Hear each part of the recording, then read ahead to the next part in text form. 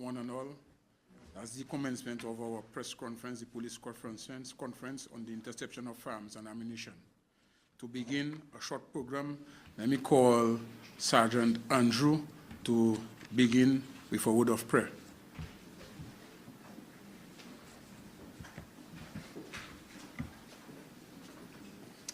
Let's all stand, bow your heads. Eternal and most gracious Father, as we come before you today, we want to thank you for another blessed day. We want to thank you for the gift of life. We want to thank you for showing us here with your presence, O Lord. O Lord, we want to thank you for your tender mercies, O Lord. O Lord, as we come here to discuss crime and violence, O Lord, in our nation. O Lord, we ask that you cover us with your spirit, O Lord. You guide and protect the police force, the Ministry of National Security, our nation, O Lord, and protect us against crime and violence, O Lord. O Lord, take full control of this conference, O Lord. O Lord, as we look upon you for your guidance and for your control. O Lord, continue to bless us, continue to protect us, and be our shining light, O Lord. In your most precious name I pray. Amen. Thank you very much, Sergeant Andrew. You sounded like a pastor. But as we continue in this short program, at this stage, I call on the Chief of Police, Mr. Lincoln Corbett, to address you.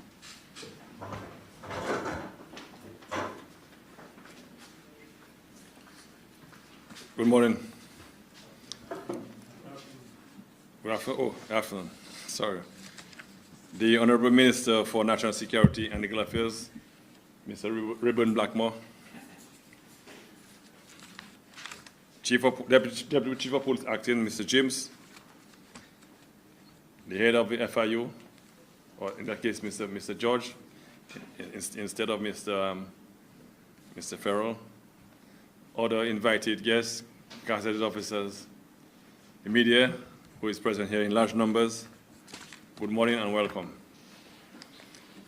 My comments here this morning will be very brief for obvious reasons. But I can report that the Firearms Investigative Unit is currently conducting investigations into the importation of a large quantity of firearms and ammunition into the state. This unit comprises members of the Dominica Police Force, Customs, FIU, among other government organizations. Due to the ongoing investigation into this matter, I won't go into detail, again, as I say, for obvious reasons. However, during the period January 23rd of this year to June 14th of this year, a total of 42 firearms and 220 rounds of ammunition were intercepted at the ports of entry in Dominica. Among those firearms include 2 assault-type rifles, AR-15s. These basically are weapons of war. It's equivalent to the M16 that's carried by soldiers in war. You will see on display this morning the weapons that I described, among others that have been seized by the police for the year. And just to mention, for the year so far, in addition to what was intercepted, we have intercepted 7 artillery firearms and 69 rounds of ammunition from the hand of suspected criminals. So we have 42 at the port and 7 doing our own local investigations on island. So that brings it to 49 firearms and 289 rounds of ammunition that have been removed from the hands of criminals. Those weapons could have found themselves pointed at anybody in the state, and they're no longer available to criminals to use to commit those unlawful acts. These seizures have led to the arrest of 21 individuals for possession of firearms and trafficking of firearms. Of these 21 individuals, 7 people have been convicted, and fined at the court, while the other matters are pending trial at the court. So 7 individuals have been convicted out of these matters, out of the 21. Sometime earlier this year, I warned that the police will go all out to ensure that we rid the streets of illegal firearms. You would have noticed for the past 2 weeks, or thereabout, that we've ramped up our operations on the streets and doing house searches, among others. These operations will continue to ensure that we can rid the streets of illegal firearms. Our mandate continues. And I wish again to warn these people who may be in possession of firearms without a license. Take my warning seriously.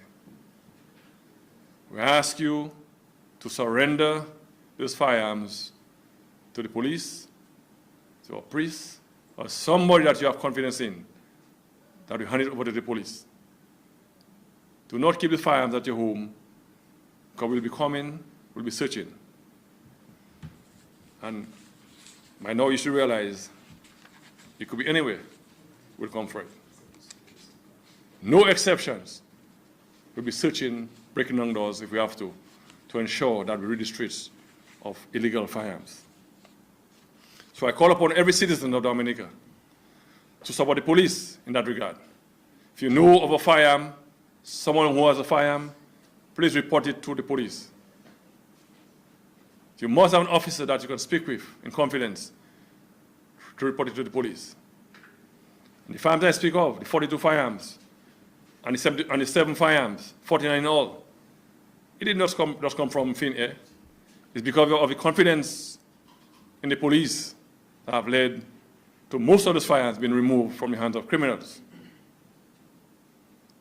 So there are officers, of course, that you can trust, that you can confide in to ensure that those weapons do not find themselves on the streets of Dominica. And we've seen in recent time what happens when these firearms get into the hands of those criminals. They're not afraid of using it.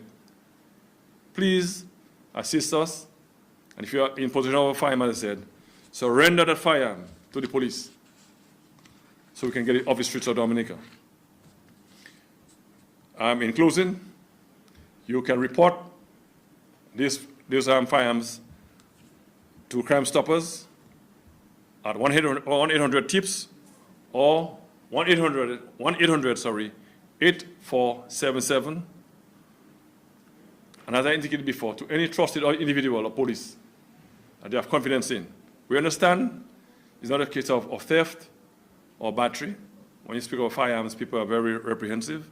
However, as I indicated before, there must be an officer that you can confide in, that you can call, like other citizens have done, to assist us in getting rid of those streets of those firearms. And as I said before, one firearm in the hand of a criminal is one firearm too many. Because you never know. You just never know who that firearm might be pointed at tomorrow. It may very be you. So do not hide and say, well, it's not me. It can be you tomorrow. I also call upon the parents who are aware that their children are harboring those firearms, that they have those firearms on the premises. Ask them to surrender the firearms to the police. Ask them to surrender to the police, to give it up. Because when we come, a lot of times people are not very happy. But we have to do what we have to do. And if it means that we'll take down the front door or the back door or the side of a house, we have to do it. But to prevent that from happening, please surrender the firearms. Do not get yourself involved in trafficking in firearms or being in possession of firearms without a valid license. So that's my warning and my call, that we will continue our operations and we won't rest until we are safe and we're sure and satisfied that we've done the best that we can to rid the streets of the firearms. Thank you very much.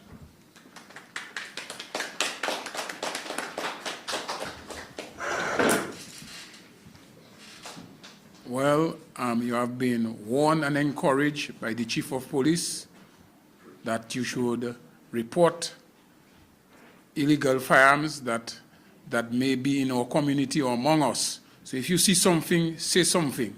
So you have been warned. So do as the chief said.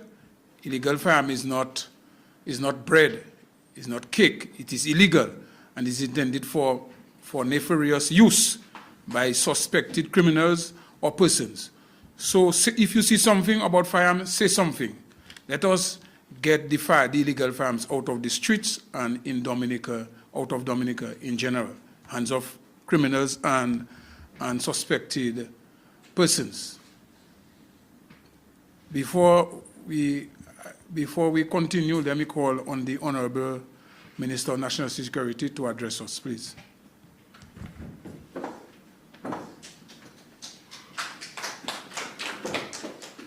Thank you very much, Mr.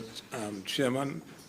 Let me recognize the Commissioner of Police acting, Mr. Corbett, and of course, the Deputy Commissioner of Police, gazetted officers to my right, and in my immediate view, all the police officers and members of the media fraternity, and those of you who may be viewing and listening, good morning to you.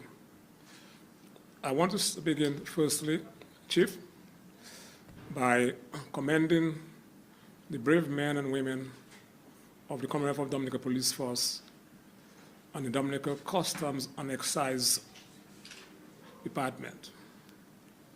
The work that you do in defense of this beautiful country is beyond tremendous.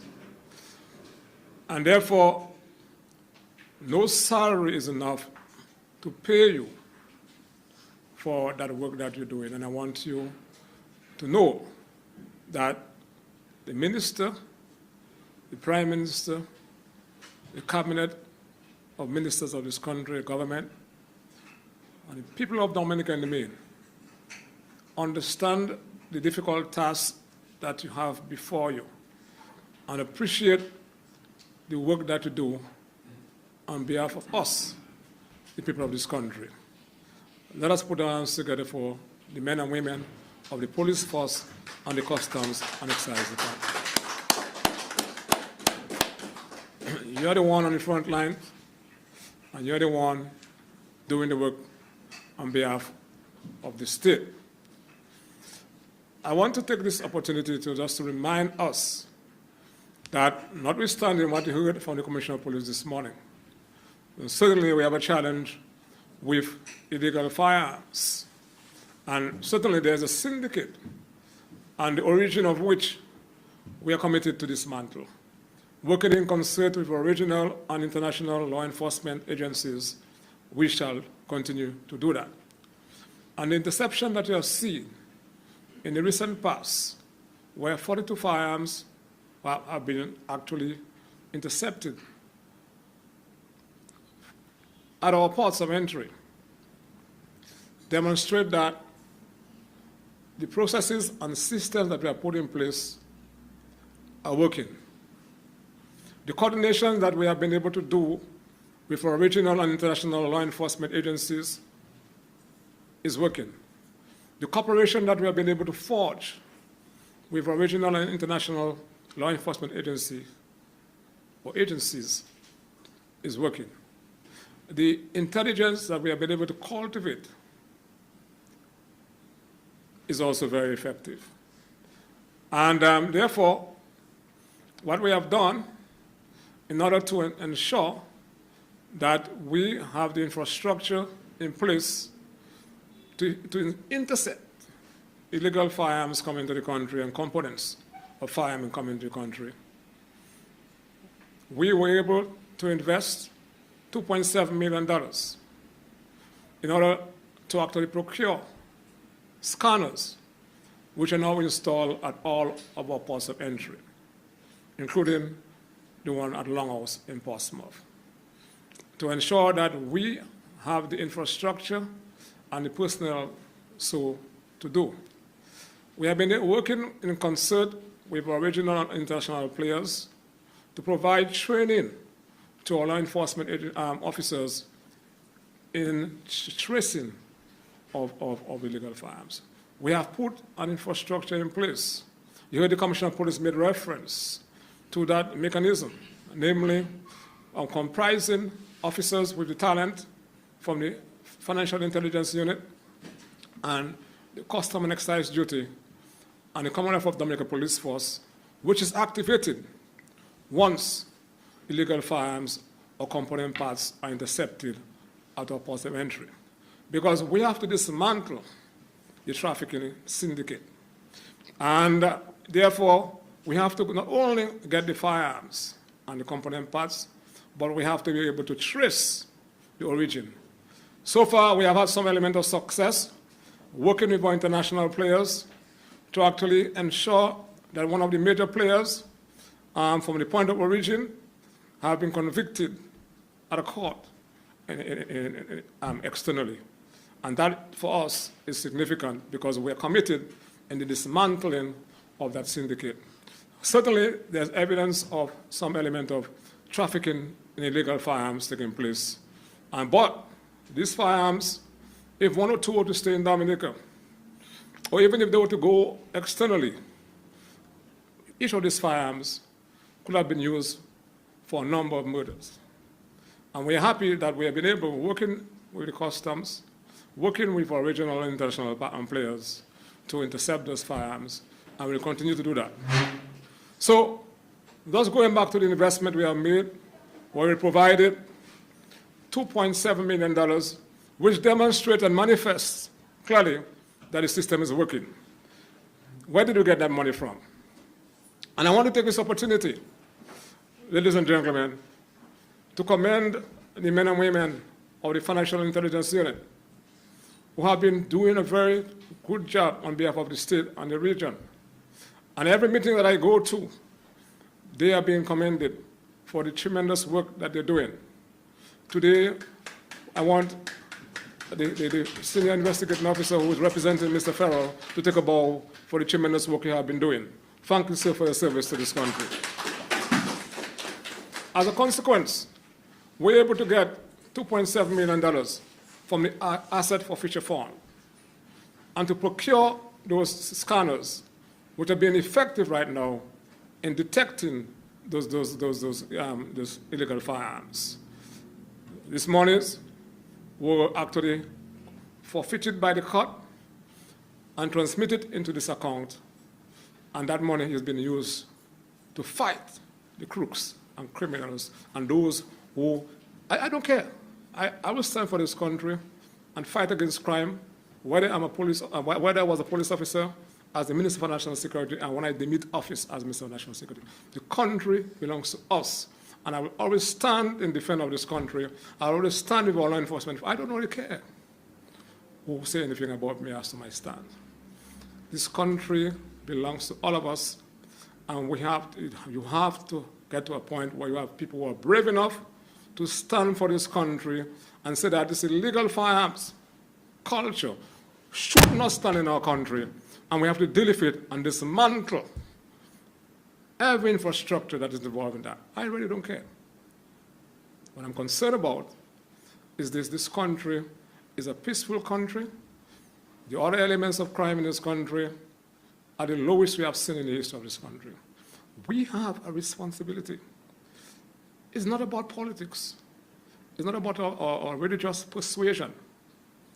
It's about we being bona fide Dominicans and putting politics aside and to deal with something, to deal with a phenomenon, if not dealt with, can emerge into a pathological nightmare. And we will not make this stand. Your government is committed, therefore, to providing these law enforcement agencies, or these police and the customs, with all the tools that they need to fight this thing. So, we will continue, as I said, to provide the assistance. We have also upgraded our border security network at our ports. We're able now to read all kinds of traveling documents. Ms. Powell is there. We're able to take your fingerprints upon secondary inspection. We're able to actually monitor people's movement, the travel, and to cultivate a watch list, and to help us in fighting, because it's a holistic approach we have to take. And for those of you who are listening, most times there are things that we cannot see. Issues concerning national security, issues concerning illegal firearms that have been intercepted, because that can actually interfere with the investigation of this matter. So again, on behalf of the government, I want to express my gratitude to the law enforcement agencies within Dominica and all our supporters, regionally and internationally, working with us and to ensure that we deal with this matter. And of course, because of the origin of those firearms, they will try to come from our bona fide ports of entry. So we have two concerns there.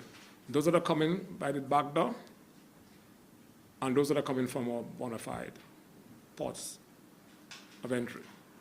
We are also making some investment, working in concert again with our international players to further fortify our borders, the details of which I cannot get into, that will allow us, the police, working with the customs, to better monitor our borders, our seas, and our bays. We will ensure in due time that we have the Coast Guard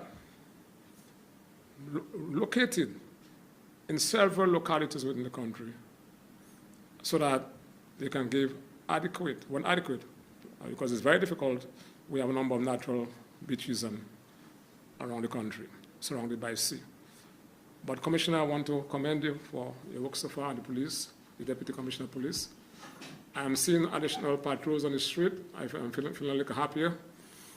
And the Dominican public certainly feeling a little happier. We have to continue to move with greater speed on the issue of community policing.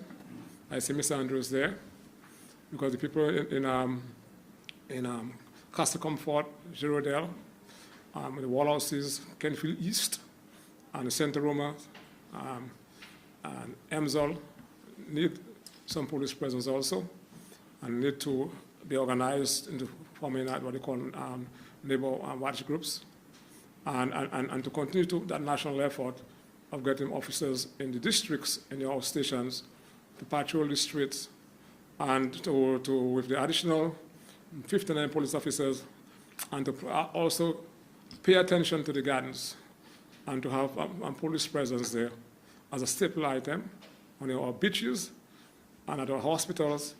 We need to ensure that our police officers are all about. Okay, my final pledge here to the public is to support the police.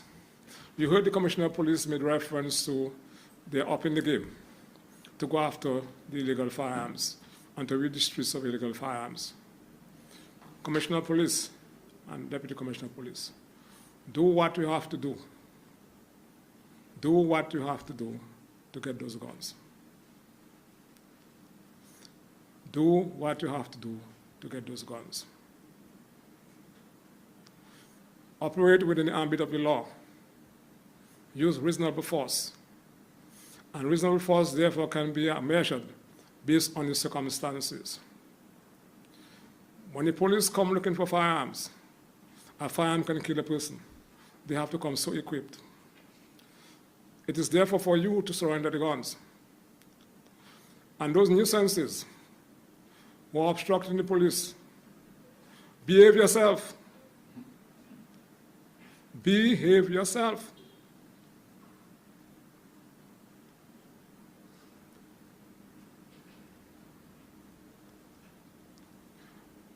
We're talking about Sydney police. Drive-by shooting. When the police are trying to protect you, you're obstructing the police. Those of us with children who come home with bikes, and expensive Nikes and stuff like that, not working anywhere. Ask them where they're getting the money from. The onus is on us to do what we have to take. The churches, the schools, all those professional fraternities, silent on matters of significance and loud on other matters of politics. You have a role to play so also. You're not playing that role for Honorable Lescade or even Blackmore. You're playing a role for yourself. So stop obstructing the police when the police are doing their work. And surrender the guns. We had a recent gun amnesty program. And I heard some saying about, or they heard the Commissioner of Police then say that if the whole you're doing an amnesty program, they will still charge you. Ça pas voyou, ça c'est menti at the time. Nous avons menti tout up.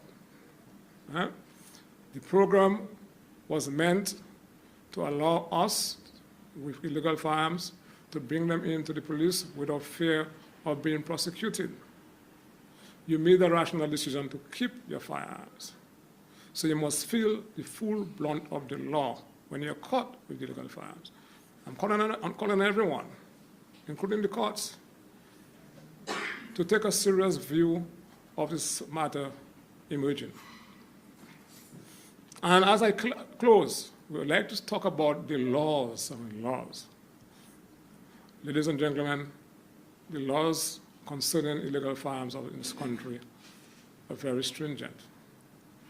As we speak, we are looking at the laws again to further strengthen them. Let me just give you a reference, therefore, as I end. The penalty for the trafficking of illegal firearms carries a sentence of 25 years imprisonment or a fine of $700,000. That is the penalty spelled out in law. I cannot sit on the bench, neither the Prime Minister. So it's for all of us to play a part and to have an appreciation of the magnitude of this matter. So thank you very much, Chief. Thank you very much to our brave custom officers. And thank you very much to those of you who have been actively cooperating with the police. Work with the police and stop obstructing the police. Thank you very much.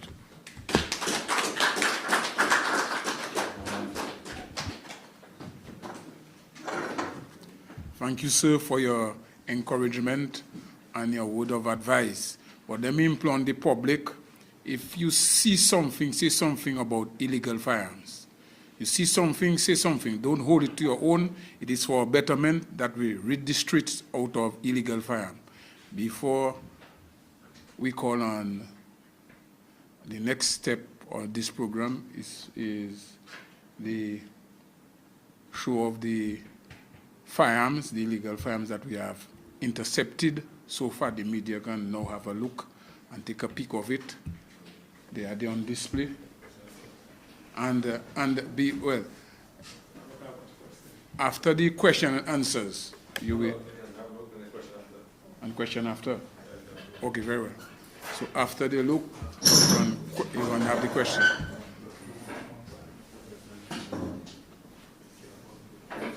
Curtis. I was asking why don't you just take questions now? Yeah.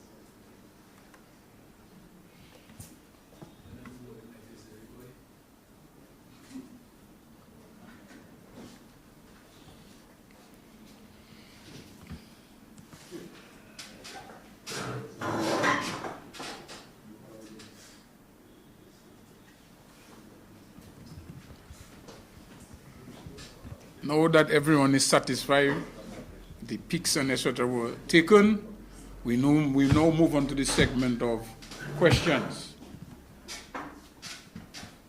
Yeah, you could stay where you are and ask the question, or you could come. It's your choice.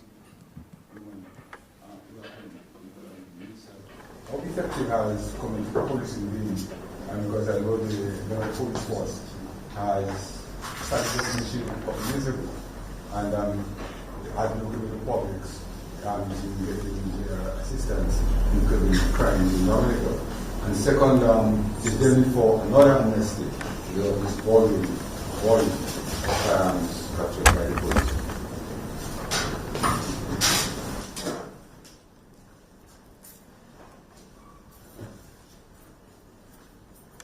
Good morning again. I'm not sure if you heard the question. One of the on community policing, and another one has to do with whether there should be an amnesty. I will leave the last one for the minister to deal with. One issue of community policing is a new thrust in policing. It's a new way that we're going to be going.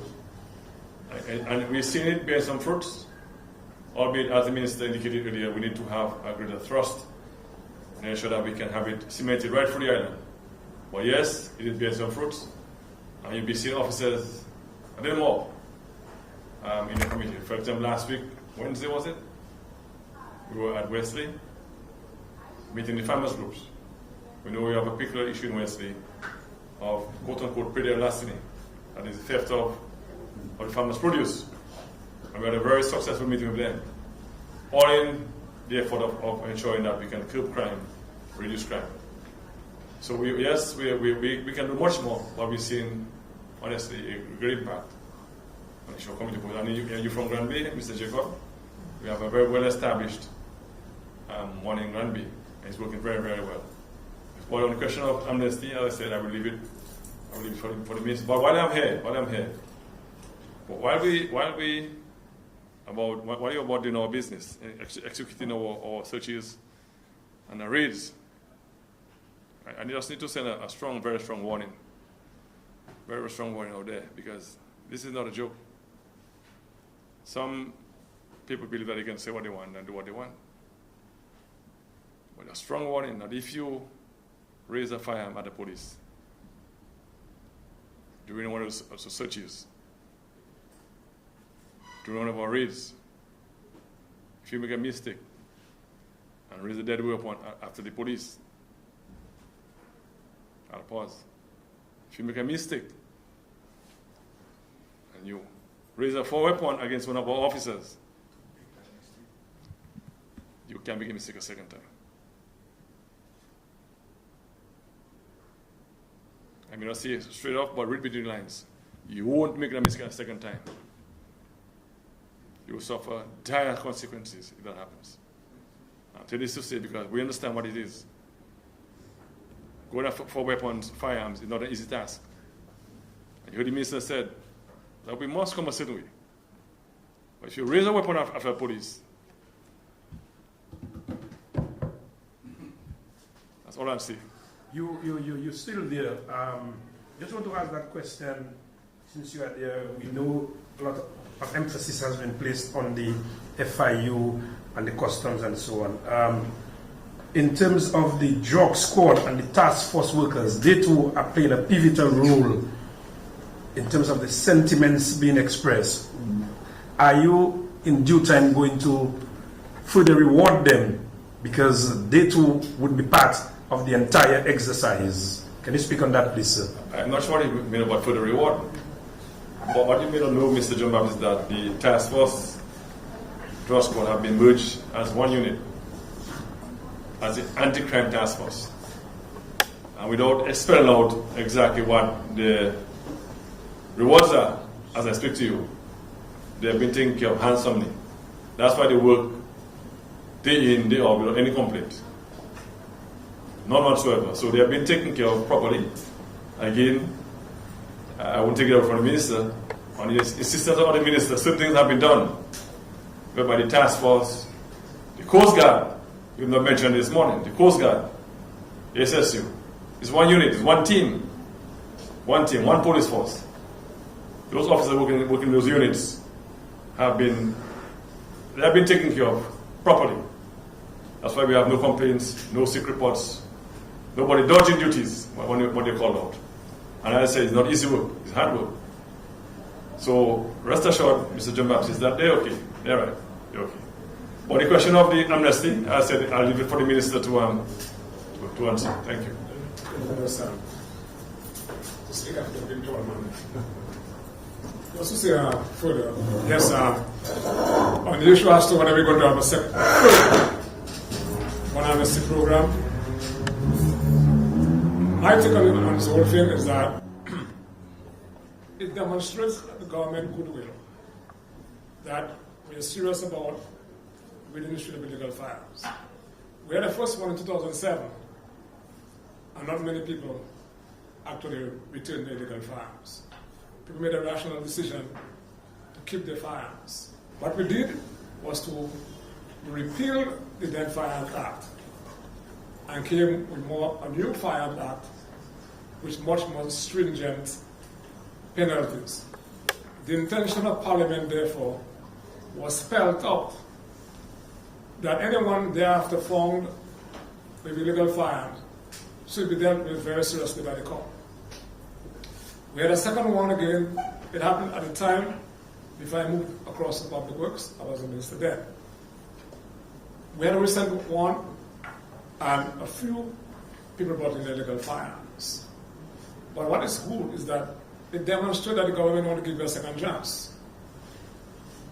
So what the government, law enforcement agencies are going out now to redistribute illegal firearms, I don't think it is fair to blame the government. Because we can't sit there and to allow this matter to escalate. Let me just say that all the aspects of serious crimes that I said in my initial comment this morning are on a historic low. burglaries alone, last year 147, as opposed to an average of 1,005 in the early 90s. You get my point. Rape, down. Serious theft, indictable offenses under the Theft Act, down. Theft on some money matters. These are the matters tried by the magistrate court for petty theft, down. You understand what I'm saying? So we have some good stories to be told, but we have to address, and it's not a Dominica thing. It's a global, a regional and global phenomenon insofar as illegal firearms is concerned. Certainly, you have evidence of trafficking in illegal firearms. That is why I made reference to the stringent penalty stipulated in law. But in terms of community policing, I believe that there is something you heard from the Prime Minister at the Ricket and Personal Parade, again reinforcing government intention and policy. We have provided the police with everything they asked for to go forward with community policing, including a vehicle, including the plan with strategies. We in recent times had a number of meetings led by the ministry where we met with a number of young people, firstly, because we have to engage young people. And then we develop action groups with major players from the communities of Granby, Baffert State, Parish State, leaders within the community, including young people. And then we have brought up community meetings. That is being replicated in the various other parts. The other one, I think, communities Wesley. And at the same time, because you have to deliver it from an affirmative action perspective, not only from a law enforcement perspective, but how can we empower our young men and women? And by way of employment, yes. What we have done in education in this country, and providing opportunities for our young people, irrespective of the gender. Secondary school, access to secondary school universal, college universal. Not everybody who's inclined by way of academics. That is why we know if you drive around the Goodwill area where the Goodwill Secondary School used to be, you see this remarkable building being constructed. It is meant to be a where various vocational skills can be taught in plumbing. You want to be an electrician, you want to be a carpenter, you want to be a mechanic, you want to fix a fridge. So we're providing opportunities for young people. And within our small business unit, monies have been provided for people with business initiative to empower people. So I'm saying that we're doing all those things there. Going in these communities. And yes, you're right, we have to try to also engage our young people and to find out as to what it is causing you to be in that situation. And then we have to point the fingers at the guys who sit on the couch with a box of pants while watching cartoons and playing video games, while the young men are out there working on their behalf, selling drugs on their behalf, going in open waters, and getting themselves in problems while they're there looking at box corner, on the couches, and using our young men as mules. You see, I'm a real guy, Let us be honest. We know some of us know what the situation is, and then we point fingers at the wrong people. But we have to face this thing frontally. Yes, the vulnerable group are young men, insofar as this little drug trade and firearms is concerned. And when that brother is shot, it's a sad thing. That brother has a mother, a sister. The assailant, who is maybe again the next young person, have families. Has families. You get my point. So it's a cycle of hurt that is not to the benefit of society that we have to confront. But it cannot be confronted only from a law enforcement perspective. We need to have the entire agents of socialization working together, understand, to help develop that young mind into something, an individual with a wholesome outlook of his role in society. And that is, I think, that is where a number of folks who call themselves social scientists, but only to make political statements, and not looking at the real social phenomena, the social facts that are impacting people's social behavior and the dispositions. So those are the things I believe that we have to look at from a broader perspective. But we are here talking this morning about a matter that has to be confronted also from a law enforcement perspective. So yes, I take a point. And we have been meeting with the police and showing, impressing on them further. And then we shall be engaging a consultant on community policing. The Prime Minister has already given us the green light to take this thing and run with it, and to ensure that the whole country is on board. And we can save our young men. These young men have talent. They can play music, some of them. So we can do these things. And that's why I was very passionate about the music center when I was a paramilitary. All those things there we can do. But some of them rap very well. Even at home, like I can rap. I cannot make a musical side and not buzz that. You understand? It's very young guys. You get what I'm saying? See? So those folks, that can be converted into a livelihood. And so I agree with that. Those are some of the things that we continue to look at. Thank you. Mr. Minister, you right there, and as you right there, yes, I know, but you spoke about the issue about guns, etc. And during last week, you were at the state prison where you spoke about scanners at the state prison. As we speak, a prison officer has been arrested and is before the court. What sort of message would you want to send? It's almost like, in hindsight, what sort of message do you want to send to even prison officers who seem to be bent on doing or engaging in illegal activities, as we have this whole issue of guns, etc.? What sort of message would you want to send out to them? So that falls with the level of competence of the court to deal with. And to say to you also, in the mail, Mr. Edmond and his men and women are great Dominicans. Being a prison officer anywhere in the world, it's a stressful and difficult job. I've been to prisons in the region, and I see what I obtained in those places. And when I've been to Dominica, I've been to federal prisons. Moses there, she was there with me. One of the police went to the biggest federal prison in America. Yes, I'm saying. I know how prison operate. And it's a challenge everywhere. So I'm saying that we should not use, and one is innocent until proven guilty. That's what the court did. What I can say is that we will continue to augment the processes at the prisons, including training, the intake of additional prison officers we are doing right now, to come with modern technology, so we can scan I heard some people making some comments after my comment that we went to the prison to see the wonderful things the inmates are doing in so far as trying to rehabilitate the minds in soap making and candle, and that was asked of me, and I made a response. And the good news is that in trial time, the Prime Minister has made available $273 million to improve our camera system at the prison. That updates every year in the prison system in the world. And scanners, we should be heralded for doing that.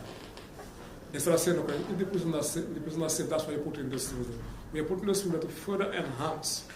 And my message to the prison officers is to continue to do what they're doing. The tremendous work they've been doing on behalf of the state.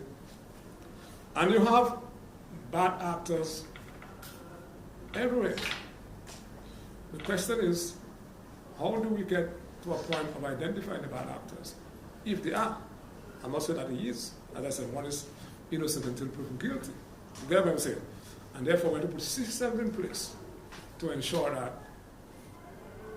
the prison operates as a prison, where people who are sentenced are kept safely by the state, and that while they're there, they do not endanger their lives and that of others.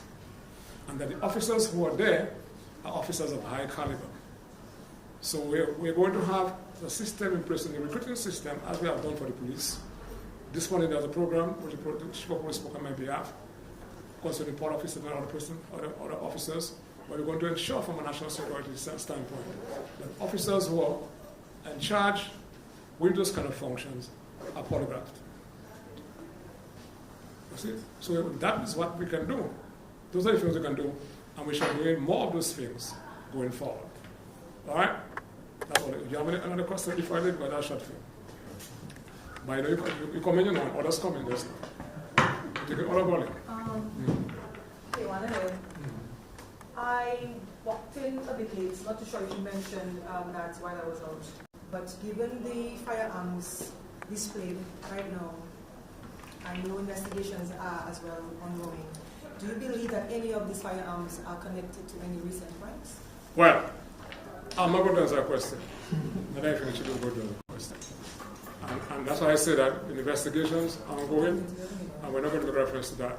And what I can say to you, that our officers working together with our regional and international partners are collaborating very well. I did make reference to the point that we have been able to have a very successful conviction of a major supplier, okay, internationally. All right? These initiatives in national security for borders places stress on the CBI program. Is there assistance, or are we receiving assistance from external partners? Say again about CBI?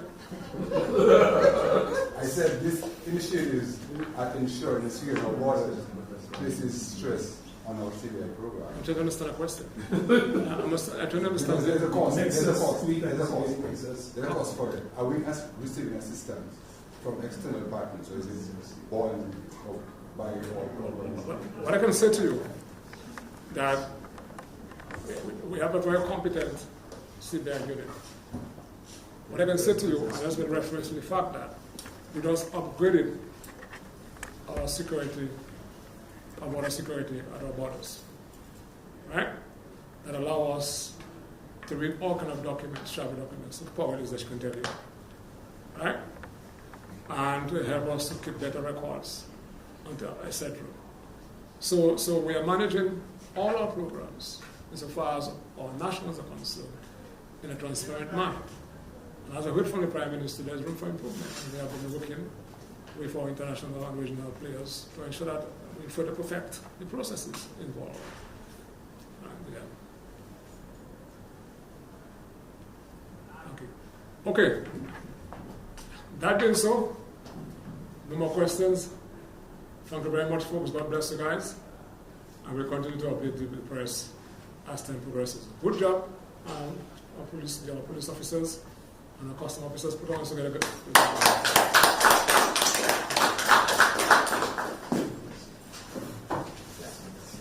That brings the end to the press conference. Thank you very much.